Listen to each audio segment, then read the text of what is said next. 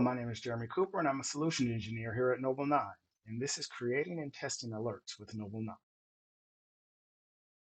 The first thing you'll need to do to create an alert within Nobl9 is to go into the integration section and then alert methods.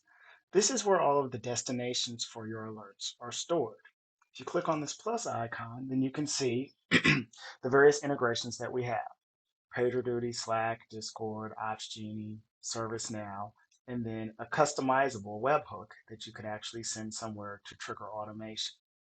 So in order to send an alert to a destination, you actually have to come in here and configure one of these alert methods or integrations first.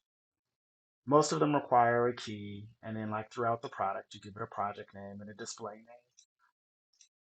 Slack requires a URL, Discord is a URL, Opsgenie is a URL, and then you have to do the Genie key, and so on. Once you have that set up, then you can actually begin to create alerts within Nobl9. Alerts are created over here under the alerts icon. You would click on this plus icon to create a new alert, and then you can choose one, two, or all three of the alerting conditions that we have available for you. The initial one is an error budget. It's looking at when the error budget will be exhausted. So if things have been trending for a certain number of minutes or hours such that the alert would be exhausted in a certain number of days, hours, or minutes, we'll send an alert to you. The second one looks at the remaining error budget. So it's basically a percentage. So you can set it between 1 and 99 to trigger an alert. So for testing purposes, I'll usually set this to 99% so that anytime the threshold is violated, then it will burn down the error budget to 99%. It should trigger an alert. So that's the best way to test it right now.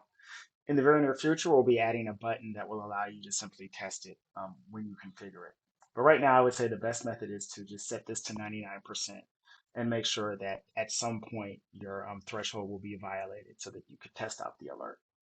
The third alert condition is looking at the error budget burn rate. So again, it's looking at a condition for a certain number of minutes, certain number of hours, such that the error budget has been burning at 3x, 5x, 10x, etc.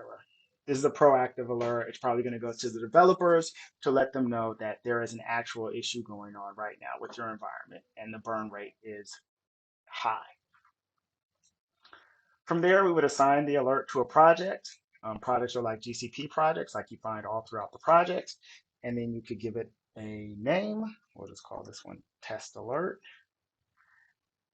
You can give it a severity that will be passed on to the alert method so that it can respond accordingly. Oops. And then for tracking purposes, you can give a description.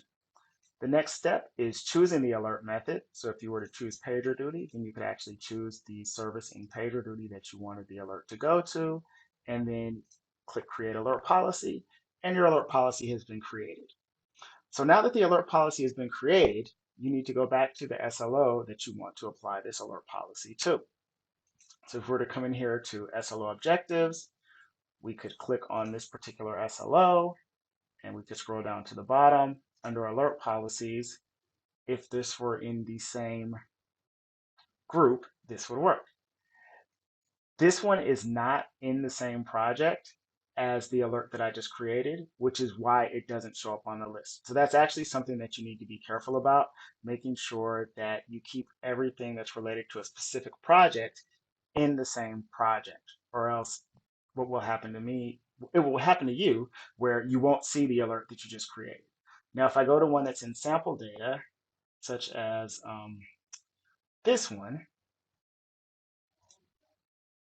then when I come down here to alert, the test alert is there because it's in the same project. So that's something that you do really need to be careful about is the projects, as I mentioned, making sure that all the other things that you want, whether they're alerts or integrations or whatever, they all need to be in the same project so that they can work together.